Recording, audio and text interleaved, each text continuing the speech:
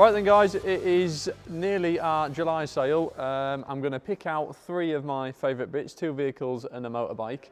A lovely little bike has landed with us this morning, which caught my eye straight away. So we'll go and have a look at that, and then I need to pick out a couple of cars, but we've got that many to choose from. It's a bit difficult, that one, but anyway, come through into the bike shed. This one in particular I just saw not many minutes ago come off the trailer, and it is this stunning Little James. Now, be under no illusion I've got any idea what I'm talking about, because I don't know enough about them. But I just think, first impressions, what a clean little bike this is. To be fair, sort of condition, if she'd let you, you'd put it in your living room. It is stunning, superb, nicely presented, very, very clean. Don't know if we've had it running. I don't suppose it'll take many minutes at all. Key change on there, look, which is nice. And it caught my eye straight away. I just think the general presentation of the bike is lovely, nice and lightweight, very usable still. You'd be a little bit scared to use it, it'd have to be on a nice day. But yeah, there's something about that. No, I really like it. Don't know what year should be, fairly early one, but yeah, no, it's probably one of my favourites, to be fair. I'd probably choose that if I had a choice out of all the bikes in this shed. I'd probably like to see that sat in my garage. So I wouldn't use it, but it'd be nice just to look at, wouldn't it? And say you've had one. So no, I think it's lovely. There you go, look. So yeah, a few super bikes over there I was close to, but that's the thing, I'm not really bothered. It doesn't have to be modern stuff. I know I've got my age against me a little bit, but I'd much prefer to have a little ride out on that and have a good giggle and a laugh, and just general condition of it speaks a lot louder than a fancy sports bike, in my opinion. Not always the case, but I think that'd be it for me. So come down and have a look, let us know your thoughts, but yeah, that's the Little James.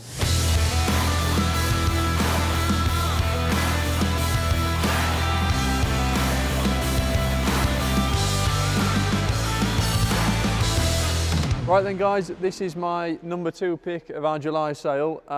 It caught my eye the other day immediately when it came in. And it's the MGA over here, look. I'd probably go as far to say it's one of the best ones we've had. It's lovely. Me and my granddad did the video on it the other day, and being a fixed head as well, I personally prefer red, popular colour. They did some lovely colours, but red I suppose is the most superior, most common anyway. But just an all-round lovely, lovely car. Really, really just dead straight, lovely wheels, everything's been properly done, and I'd probably say it's one of the best ones we've had, if not the best. Just general condition, just like the Little James we spoke about earlier, my first choice in terms of motorbikes. Similar presentation, just all around lovely car, inside and out. Nice rack on the back, nice being a fixed head. I could live with this, and I know I keep saying it, obviously my generation, you tend to look at the modern stuff, but I still keep getting dragged back to the slightly earlier bits and pieces, and I just think it just looks a lot of car, and I just think, yeah, general presentation and condition is just superb. It's lovely. So I'd have to say probably this one in this shed. I think this caught my eye straight away. I mean, there's loads to choose from. There's some lovely examples of bits and pieces, but you've got to make allowances for what they are. You know, your stereotypical one can be a bit edgy. You know, they've been used, which is great, lovely, but it's not very often you come across one in this sort of condition. So I think this would be my second choice. And then we'll have a wander up in a minute to Unit 2, and I'll see what my third one is.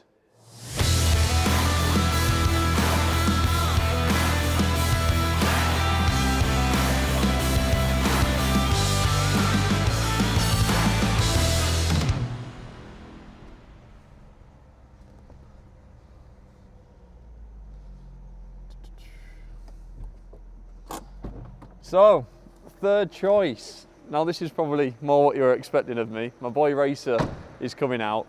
But the BMW M140i just landed with us for our next sale. And straight away when it came in, it caught my eye because I've yet to own one. And I know a lot of people who have, And I know a lot of people have crashed them as well.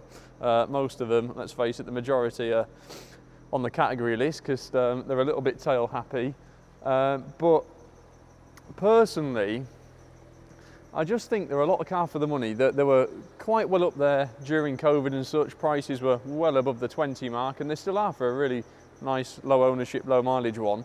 But in the mid to late mileage, 60, 70,000 miles, not too sure how many owners this one's have. But £15,000 is the guide price, is near where the reserve is. And I think for £15,000, and you've got, I don't know what they are, standard 300 odd brake horsepower. And I think just a fairly generic stage 1 remap takes them above that 400 mark, and they're fairly well mappable and tunable to go well over 500. And I think, you know, for not a lot of money, you can get to that 500 brake horsepower territory for sub £20,000, and you basically nearly are at that supercar level, aren't you, in terms of power and performance. And I think they're just, yeah, you know, when you compare it to your high-end sports cars, you know, at the 50, 60, 70 plus £1,000 mark, and you're getting sort of the same similar performance and more or less the same sort of power-wise for sub £20,000, which is easily achievable. I just think they're a really lot of car for the money. And the only thing what gets me with BMW, I haven't owned many. These aren't too bad, I suppose, but I think the interior is a little bit boring. They don't do a great deal for me. Lovely steering wheel, not a bad dash display in bits and pieces, but I think the seats, unless you start going down the M route, you know, M3, M4, the seats are a bit better, aren't they? I think Mercedes, truthfully, are sort of on top of the job, aren't they, in the interior side of things. And they do, all right, you could argue they look a little bit bland, and it nearly looks like a normal 1 Series, unless you know what you're looking for. But behind all that, I think when you actually drive one, it puts such a big smile on your face, and it keeps you on your toes, that's for sure. So I think this would have to be my 3rd pick. There's so many to choose from, there's some lovely examples, but if I had to walk away with one car which I was going to use and enjoy and I think get most pleasure out of, it'd be the M140 really, purely just down to how much fun they are and certainly keeping you on your toes a little bit. Not that I speed or anything, I do the speed limit everywhere I go. But it's, yeah, no, I think this would be the one. This would be the one. You know, the B58, really good, strong engines. Like I say, very tunable. And yeah, I just think they're a nice car all round, really. Yeah, and hopefully I'll own one day. So yeah, and I think if you start going to the next level down the M3, M4 route and bits and pieces, it's another price range. And I think it's the price what obviously stands out to a lot of us younger people, as they're a little bit more affordable than obviously, you know, similar sort of spec and power-wise what you get out of the more superior cars as such. So I got a bit of a soft spot for them. So yeah, it'd be the M140, I think.